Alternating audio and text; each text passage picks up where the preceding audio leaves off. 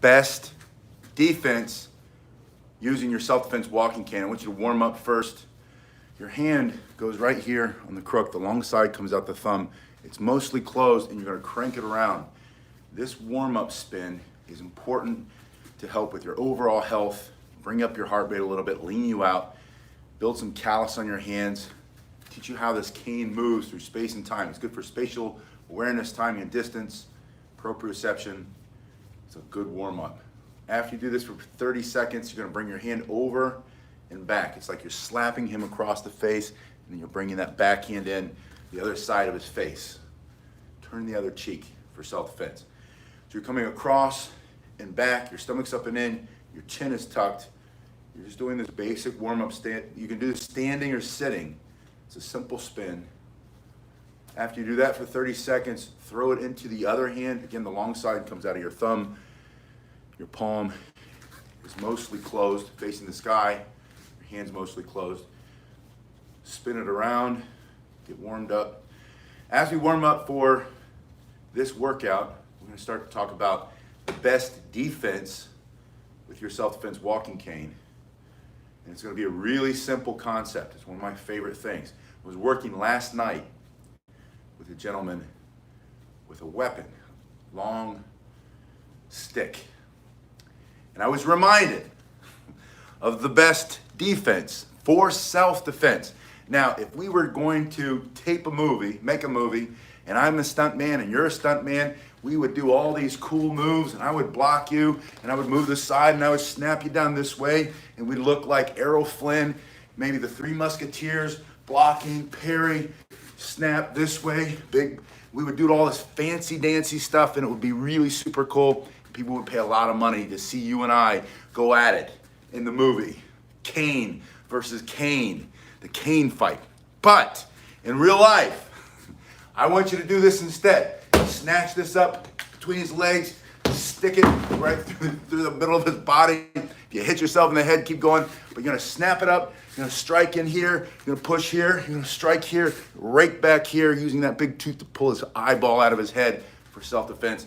Because the best defense with your self-defense walking cane is a good offense. And I want you to hit him before he hits you, if you can. Get this up, strike here, bring it down here, push in here, rip it across the basic techniques. And we're gonna go over those and what those are here in just a second. But I wanted to get to it as fast as we could. This idea that you're gonna block and bring it around. You can, there are good blocks with all kinds of weapons, but the more you block, the longer you go into the blocking and the later you get to the striking for self-defense, the better chance that you're gonna lose. It's called first mover advantage. Whoever gets there first hits that first strike, and if you keep it simple, it's gonna be you. When you hit that first strike, you are going to change the outcome dramatically, as opposed to learning how to block and trying to time him and going back into your youth, 20 or 30 years when you were a younger, faster, stronger version of yourself. And it'd be great if as we get older, we become faster. And you can get a little bit of speed, you can get a little stronger as you get older, but it's hard to replace what we had 30, 40 years ago. It's better to use what you have now while you have it. So what you're gonna do is you're gonna stand in a better position. You put your hands up and open between you and the threat, and you tell him, back off, you're too close, don't come any closer, I'll defend myself. But the moment that you know in your mind that he's getting ready to come in, hit him, right? Thrust, strike, whichever strike you want to use. Push it. You have to ask yourself the question right when it starts. What can I remove or destroy? Hello, G. Carlton says, been working on the longsword. Yeah, a lot of similarities with the longsword and your cane. It's basically a long wooden sword. But the idea is, if I spend 1 second asking myself a question, it's not gonna be, if he punches me, how am I gonna block it? It's gonna be, when I hit him, where am I gonna hit him to do the maximum amount of damage for self-defense? What can I remove or destroy? It's from Tim Larkin's book, which I think is the gold standard of practical self-defense. There's a link below. There's a link below to the cane if you wanna see what the canes look like. But the idea is, principles of self-defense means get in a better position, put the cane between you and the threat, step back or step forward, making yourself a smaller target. Oh, thank you very much for that, O'Hays Griffin, for that sticker, that super chat sticker. But you put it between you and the threat. See how this interrupts your line of sight? You can't see me as well. Number 2, ask yourself that question. What can I remove or destroy? Not what kind of block am I gonna do? If he throws a punch, I'm gonna lift his hand and bring it down. No, when his punch is coming into me, I'm sticking this right through his nose, right into his eyes, right into his teeth, through his throat for self-defense. If he has a weapon, he's swinging a baseball bat, you're gonna block it like this and then turn it, or you're gonna sweep it up under his arm and twist him around. He throws a kick, you're gonna, none of that, right? I'm not trying to decide how I'm gonna block him, how I'm gonna deflect his punches. I'm not even gonna instinctively try to do it. As he's coming into me, it's gonna be that movie, that Rocky 3 movie, or at the end of the Rocky movie, whatever, and the two guys, Rocky and his trainer, Creed, they're getting ready to fight, and both of the punches are coming and smash in the face at the same time. The only difference is, as his punch is coming into you, or his weapon's coming into you, you've got this reach advantage. You're gonna stick this hard piece of wood straight through his teeth, down to his throat for self-defense. That's why you use the cane, right? It gives you reach advantage. It's a big lever. That means it's going to be a force multiplier. It's going to take what you have naturally and you're going to stick it through. Now let's talk about those basic strikes. The first one I want you to always practice is standing behind it, get in that better position, and thrust. This simple thrusting motion, going straight. Hello, Garen. Yeah, Garen says appreciate the cane videos because he uses the cane. You just straighten that elbow. He has to go around this stick to get to you. You're gonna stick that in his face. That's strike number 1. Number 2, pull it to your shoulder and come through from here to this angle. 1, 2, 1, 2. Number 3, bring it from your other shoulder and down. So you're standing here, bring it up, thrust, shoulder down, shoulder down. By the way, these work if you're sitting in a chair, the edge of the bed, waiting for the bus at the bus station, sitting on the bench. You can get this into this position, thrust, strike 1, strike 2. You can turn your palm and bring your hand up this way. Hello, Robert Roberts in Reno. Bring your hand up this way, striking through the other side of his body, down to the opposite hip, and bringing it up this way. Now you have 5 simple strikes. I haven't given you a block yet. There's a reason for that, because the best defense with your walking or self-defense walking cane is a good offense. Thrust, strike down, bring it up, bring it through, and bring it back. Now, your question might be, I have to fix my glasses. I don't know if you noticed, but at the beginning of the video, I whacked myself in the face with my cane. And that's gonna happen. That's why you wanna do it with intensity when you practice. If you happen to miss, then you figure out how to respond to that when it comes to your face. You have this thrust, strike down, bring it up. Then you have these horizontal strikes. Finish your strikes off with this smash to the top of his brain. Turn off his operating system if you can. Again, all this is in that book. There's a link below by Tim Larkin. When Violence is the Answer. And I think you're gonna find it in the book too. He's gonna talk about the best defense is a good offense. And if you have these basic principles of self-defense, be close with and destroy, violence of action, hit him over and over again until he stops trying to kill you or hurt you or take your freedom or your dignity or your life. From here, snatch it up between his legs. You have that thrusting motion, striking down at the angles, up at the angles, coming across, coming back, straight down, and then I want you to put the other hand on it, and from this position, using this hard bar, smash it right through his face. This one's made out of oak. You can get it made out of hickory, a little bit thinner if you're not as young as you used to be. Your hands aren't as strong. Go a little bit thinner, a little bit smaller, easier to hold, but it's still extremely hard when you shove it just like this. Think about what's happening. You're using this hard material against his soft flesh of his face, his nose, his teeth, into the upper part of his throat to push him back for self-defense. The other way you can use it, turn the crook around so that the round side is in your palm and the short side is coming out of your thumb. From here, you can snatch it up the same way we started with. You can push it. These can all be done with just one hand. You might be leaning on your other cane for self-defense, or to be able to hold yourself up, and then you fight with one for self-defense. Snatch it up, thrust through. You can bring it up at an angle. It's extremely hard. because you're turning through your shoulders and hips, and from your shoulder all the way to that tip becomes a massively long lever, and at the end, it's just that hard piece of wood. So from here, just swinging it up this way, you can bring it back down the other way. Pop it up this way, slide it up through the hand, and then Hank says 6 weeks he gets his brace off. Congratulations, Hank. Keep training, keep healing. I know it stinks to be injured, but once you get that injury healed, we keep going. It doesn't matter how old we get, right, Hank? But you reach out, use that tooth, and rip something off for self-defense.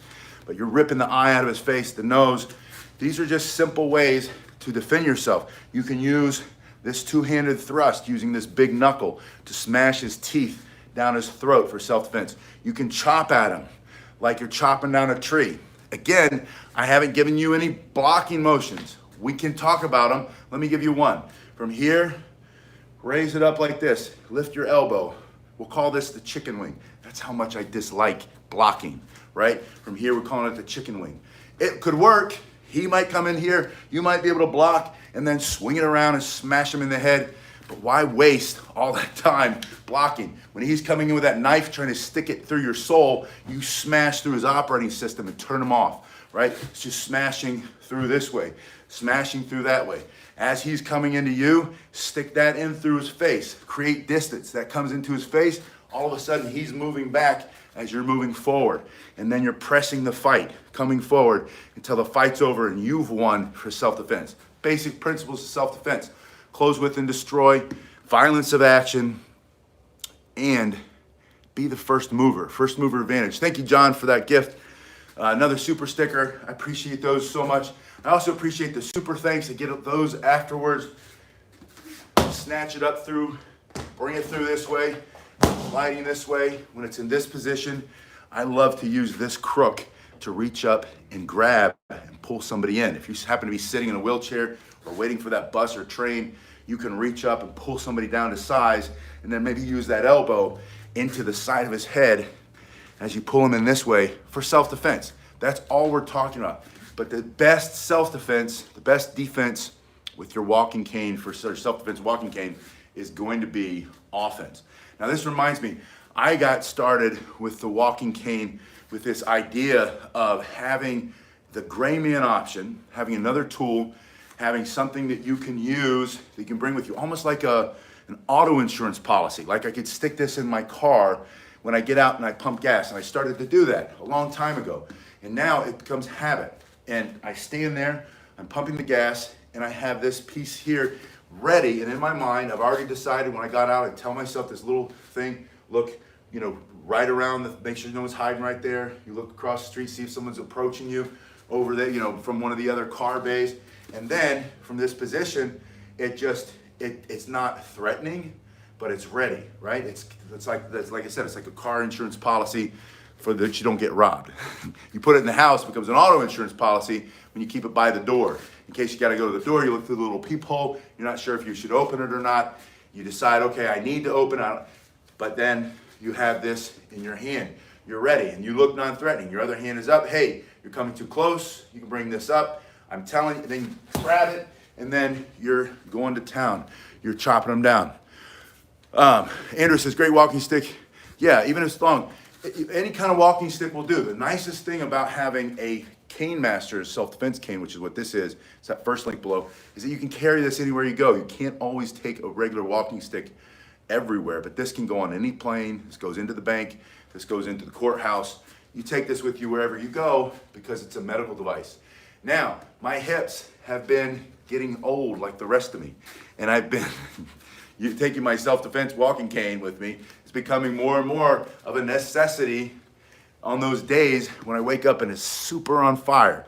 And so I'm starting to appreciate better and better, and I thought this might happen as I got older. Any of you who've been in martial arts for as long as I have know, half of our friends have already had their hips or knees replaced, that it's just a hazard of the job. As you get older, you start to feel it more. And it's just a beautiful device that way. We have these basic snatching, pushing, striking motions, bringing it from your shoulder, but learn how to defend yourself with this principle of using offense as your defense, being the first mover, not waiting for him to throw the punches. And that's so hard for people to get their mind around, especially if they've done martial arts for a long time, because we've been taught for so long, especially with open hand self-defense, right? That you need to block and punch, that you need to back fist, that you need to grab and pull and grapple and pull him down. And then you look at a boxer, and what's a boxer taught to do? Boxers taught to jab, feel your distance, right? When he's close enough, bam, throw that big right. And if he can, combination, knock him out. That's the whole purpose of boxing. Now, boxers also vary. Boxers learn how to cover up. Boxers learn how to slip the punch, right? How to bob and weave, slip and move. Boxers learn how to do all that stuff, but the reason I love boxing so much for self-defense and the reason I teach it so much as an integral part of what we do, whether you're carrying a cane or not, learning how to box puts you into more of that offensive position where if you learn how to jab him first, and that jab doesn't always take everybody out, although you can knock somebody out if you know how to throw a good jab. You can knock them out with that one punch. But having this in your hand, being able to, I was just reading the comments a little bit, but being able to, yeah, Garen said rheumatoid arthritis.